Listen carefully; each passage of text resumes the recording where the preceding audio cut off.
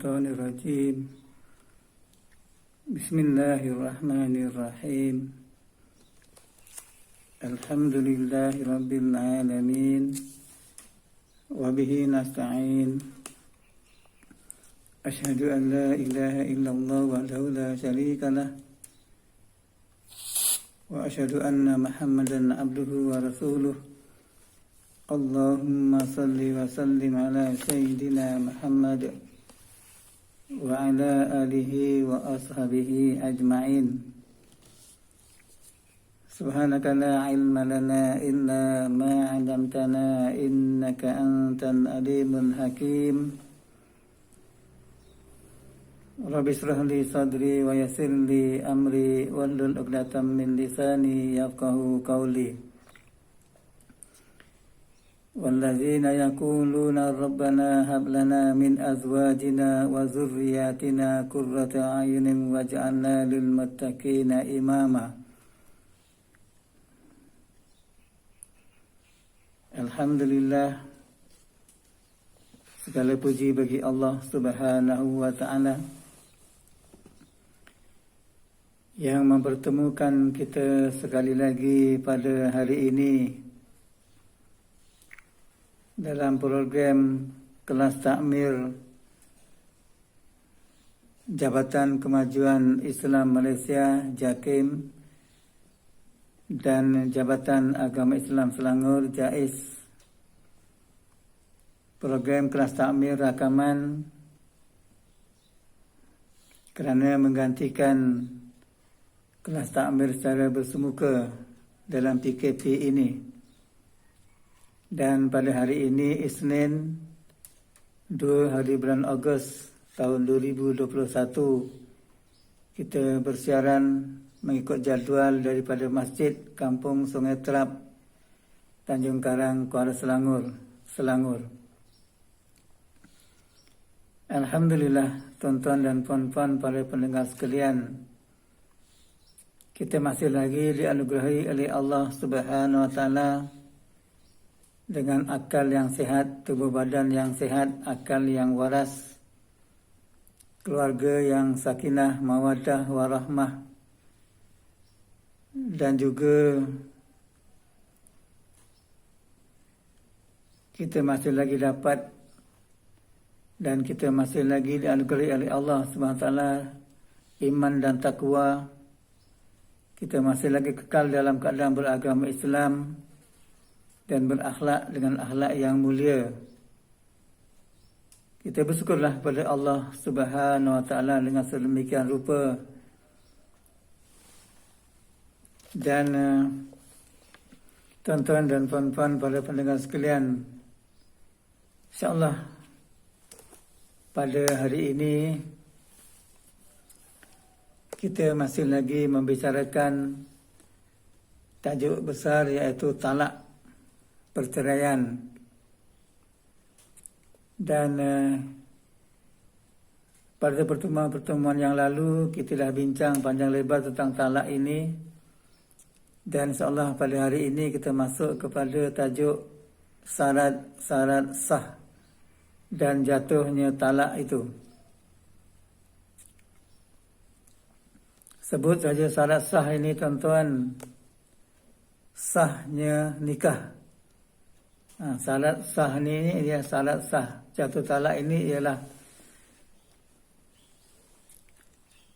untuk membolehkan talak yang berlaku, suami mestilah mempunyai syarat-syarat seperti yang dinyatakan berikut. InsyaAllah kita akan bincang satu persatu selepas ini. Yang pertama iaitu akad nikah yang sah. Macam mana, tuan-tuan, kita nak mengetahui akad nikah itu sah ataupun sebaliknya? Iaitu apabila ada berlaku 5 perkara. Yang pertama, ada wali yang betul-betul layak menjadi wali. Dia sebagai bapa ataupun sebagai abang ataupun sebagai pakcik ataupun sebagai apa saja status wali, maka dia adalah sah dari segi syarat untuk menjadi wali.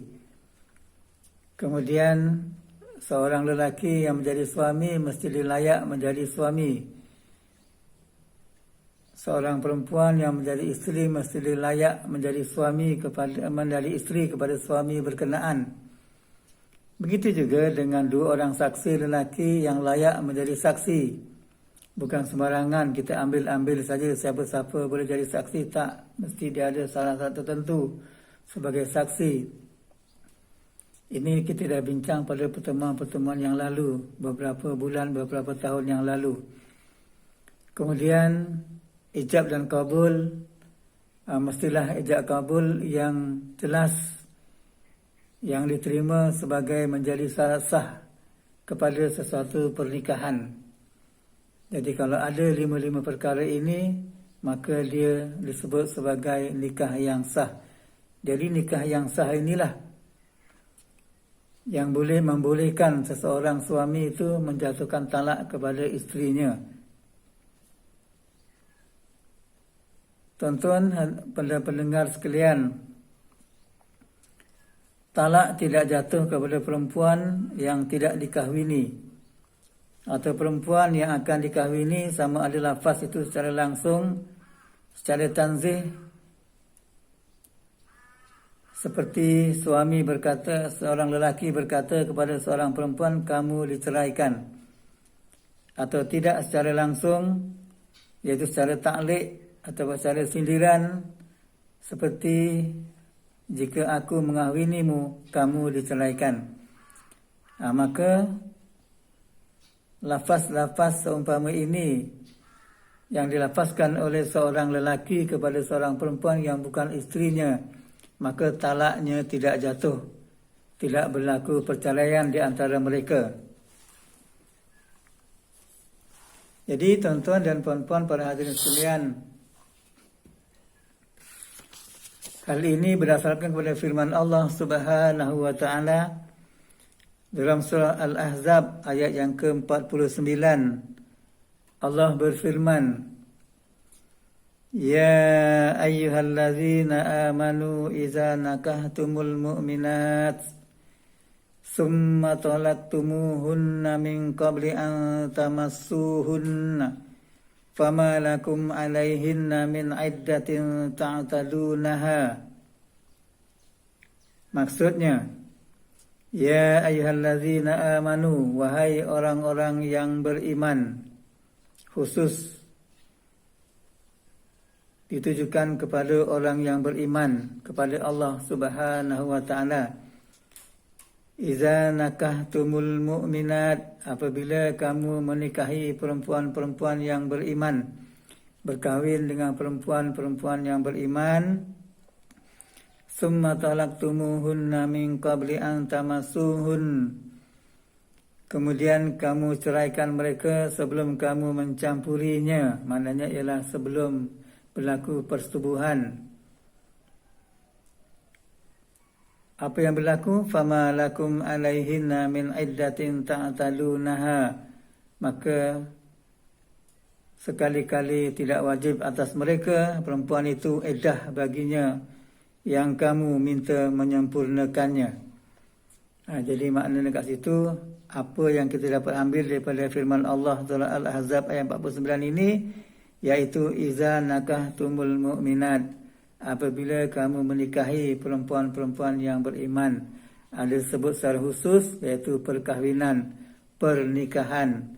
Berlaku perkahwinan, berlaku pernikahan yang sah, maka di sana sahlah juga perceraian, talak yang diucapkan, disebutkan oleh oleh suami tadi.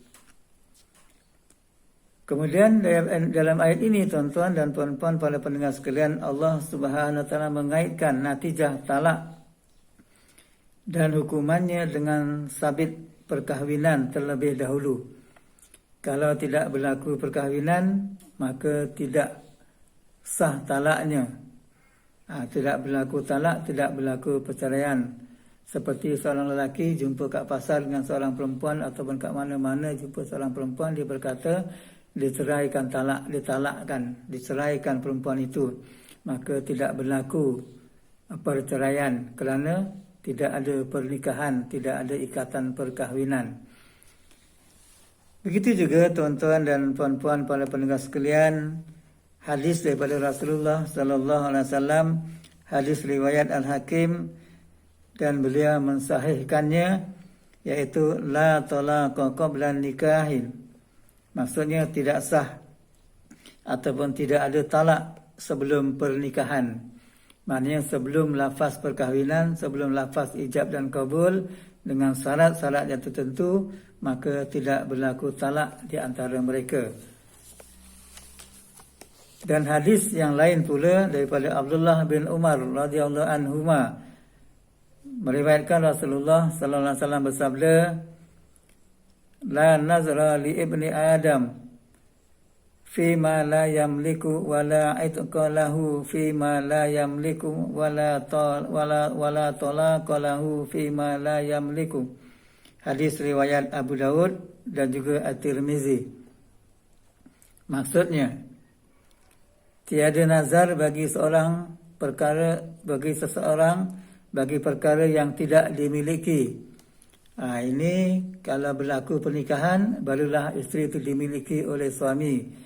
Kalau tidak berlaku pernikahan, maka perempuan itu bukan milik seorang suami. Itu tidak berlaku perceraian. Tidak ada nazar bagi seorang bagi perkara yang tidak dimiliki. Tidak ada pembebasan kepada hamba yang bukan dimiliki. Dan tidak ada talak kepada perempuan yang tidak dimiliki. Itu jelas tuan-tuan ya. Jadi makna kat situ ialah nikah yang sah yang dimiliki oleh suami, maka sah talak oleh suami kepada isteri yang diceraikan berkenaan dengan syarat nikah yang sah. Yang kedua, syarat yang kedua jatuh talaknya ialah suami sempurna akalnya. Seorang lelaki yang sempurna akalnya barulah sah dia punya talak. Talak yang dilafazkan oleh kanak-kanak, orang gila dan juga orang yang tidur adalah tidak jatuh talak. Kerana mereka pada ketika itu dikatakan sebelum sempurna akalnya. Ini berdasarkan kepada hadis Rasulullah sallallahu alaihi wasallam daripada Ali radhiyallahu an, hadis riwayat Abu Daud. Rasulullah sallallahu alaihi wasallam bersabda, rufi'al qalamu ala salasah anin naimi hatta yastayqiza wa anis sabiyyi hatta yakbara wa anil mubtala hatta yabra'a. Maksudnya, tidak dikira perbuatan daripada 3 golongan, iaitu orang yang tidur sehingga dia terjaga, kanak-kanak sehingga ia balik, dan orang yang gila sehingga dia waras, hilang gilanya, akal fikirannya waras, barulah dikira sebagai perbuatan. Kalau berlaku daripada salah seorang daripada 3 perkara ini, maka dia tidak dikira sebagai perbuatan daripada dirinya, kerana waktu itu dia tidak sedar, atau waktu itu dia masih lagi dalam keadaan akal ataupun fikirannya tidak waras. Termasuk dalam hukum ketiga-tiga golongan ini ialah orang yang lupa dan orang yang jahil tentang lafaz yang diucapkan. Walaupun demikian, dakwaan lupa dan jahil itu tidak boleh diterima kecuali dengan keterangan dan bukti yang nyata. Maka apabila seorang itu mengatakan dia lupa, dia bertalakkan isterinya, dia kata dia lupa. Ketika dia mentalak, dia kata dia lupa. Ketika dia mentalak, dia kata dia jahil.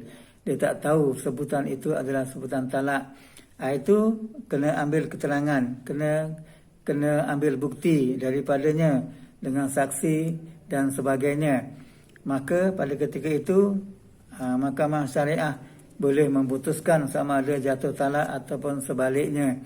Kerana orang yang mengaku sebagai lupa ataupun orang yang mengaku sebagai jahil, maka pada ketika itu ada kemungkinan mereka sebenarnya tahu, tetapi mereka sengaja mengatakan dia lupa sebagai alasan supaya terlepas daripada jatuh talak tadi. Maka perkara lupa dan perkara jahil ini kena ambil perhatian dan juga kena ada pengesahan daripada mahkamah syariah. Jadi tuan-tuan, para pendengar yang dimuliakan Allah Subhanahu Wa Taala, itulah dua perkara pada hari ini kita bincang, iaitu akad nikah yang sah dan juga seorang lelaki ataupun seorang suami yang sempurna akalnya barulah jatuh talaknya. Dan insya-Allah kita akan sambung lagi perkara syarat sah dan jatuh talak ini pada pertemuan yang akan datang. Jadi tuan-tuan dan puan-puan para pendengar sekalian, sama-samalah kita berhati-hati dalam lafaz talak ini, kerana dia tidak boleh dipermain-mainkan, kerana dia tidak boleh disendeguraukan, kerana dia tidak boleh disindirkan ataupun secara tidak langsung ataupun ditaklikkan. InsyaAllah taklik nanti kita akan bincang pada pertemuan yang akan datang. Banyak lagi tuan-tuan yang perlu kita ketahui tentang talak ini. Semoga kehidupan kita bersuami isteri akan ada kehidupan yang harmoni dan tidak ada berasa was-was dan tidak ada berlaku perkara-perkara yang tidak diingini. Kerana apa tuan-tuan? Apabila seorang suami melafazkan cerai kepada isterinya, maka apabila dia tidak rujuk pada ketika itu, kalau ada talak raj'i dan dia tidak rujuk pada ketika itu, maka berlaku persetubuhan, maka dia dikira sebagai zina. Jadi maknanya tuan-tuan, kali itu kena berhati-hati dengan talak ini supaya para suami tidak sewenang-wenangnya menjatuhkan talak kepada isterinya, dan atau dengan cara dan pada ketika marah ataupun pada ketika akal fikirannya tidak sempurna dan pada ketika suatu perkara yang rungsing dan sebagainya, maka kena berhati-hatilah kepada para suami. Jadi setakat ini saja tuan-tuan dan puan-puan para hadirin sekalian. Andainya tuan-tuan dan puan-puan kurang jelas tentang masalah yang kita bincang ini, maka bolehlah tuan-tuan hubungi saya 012-832-9631 untuk saya memberi penjelasan yang lebih terperinci, ataupun boleh kita berjumpa di mana-mana untuk kita berbincang dan menyelesaikan masalah yang timbul.